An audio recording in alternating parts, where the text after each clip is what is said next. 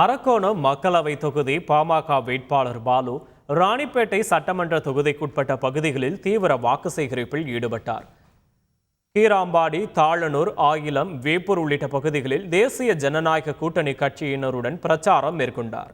அப்போது மேலதாளங்கள் முழங்க பட்டாசுகள் வெடித்து மாலை அணிவித்து பாமக மற்றும் கூட்டணி கட்சியினர் வரவேற்பு அளித்தனர். பின்னர் தந்தி டிவிக்கு பேட்டியளித்த பாமக வேட்பாளர் பாலு, ராணிப்பேட்டையில் புதிதாக 5 தொழிற்சாலைகள் கொண்டு வந்து இளைஞர்களுக்கு 1 லட்சம் வேலை வாய்ப்பு உருவாக்கி தருவதாக வாக்குறுதி அளித்தார். ராணிப்பேட்டையில் இருக்கக்கூடிய அந்த மருத்துவமனை அதில் 2 பக்கமும் சென்று வருவதற்கு ஒரு வழி உருவாக்கப்பட வேண்டும் என்ற கோரிக்கையும் இங்கே இருந்து கொண்டிருக்கிறது. இந்த ராணிப்பேட்டையில் 5 தொழிற்சாலைகளை கொண்டு வந்து 1 லட்சம் இளைஞர்களுக்கு வேலை கொடுக்கக்கூடிய வகையில் நான் நாடாளுமன்ற உறுப்பினராக தேர்வு செய்யப்பட்டால் அதற்காக நான் பணியாற்றுவேன். ஏராளமான இளைஞர்கள் படித்துவிட்டு வேலை இல்லாமல் சென்னைக்கும் புறநகருக்கும் சென்று அவர்கள் வேலை தேடி அலைந்து கொண்டிருக்கிறார்கள். இங்கேயே அவர்களுக்கு வேலை கிடைக்கக்கூடிய வகையில் என்னுடைய செயல்பாடுகளை நாடாளுமன்ற உறுப்பினராக நான் இந்த தொகுதிக்கு செய்து தருவேன். செய்திகளை உடனுக்குடன் தெரிந்து கொள்ள உடனே சப்ஸ்கிரைப் பண்ணுங்க.